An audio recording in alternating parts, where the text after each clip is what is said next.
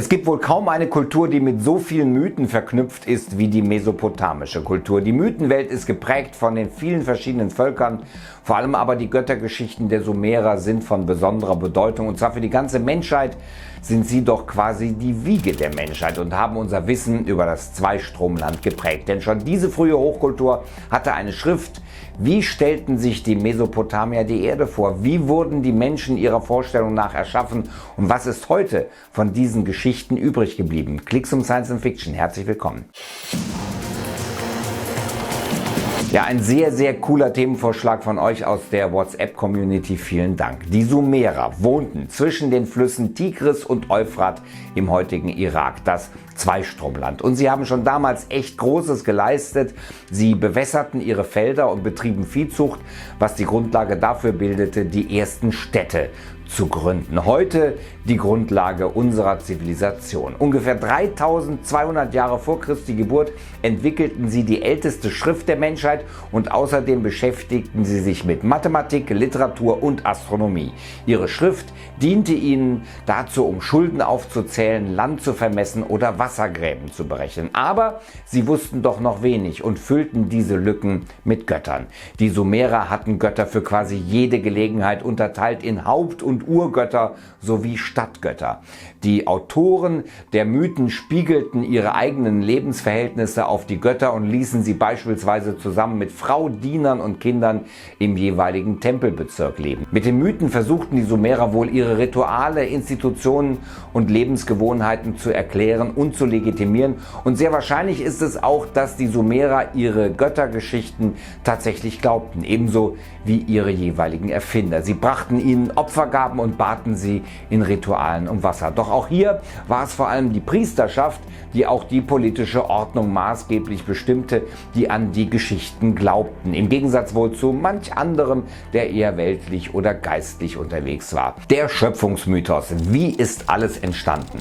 Einheitlich sind die sumerischen Mythen rund um die Schöpfung nicht. Zum einen existierte wohl die Vorstellung, dass eine kosmische heilige Hochzeit stattgefunden haben sollte zwischen Himmel und Erde. Dadurch wurde die Erde fruchtbar. Andere Quellen nennen die Göttin Nammu als die Schöpferin von Himmel und Erde. Sie soll beides geboren haben. Doch warum wurde der Mensch nach den Vorstellungen der Sumerer überhaupt geboren? Die Götter hatten demnach zu viel Arbeit und hatten den Wunsch, dass dies jemand für sie übernimmt und sie zudem auch mit Essen versorgt. Und so wurden die Menschen aus Schlamm erschaffen. Wir erinnern uns, Bibel.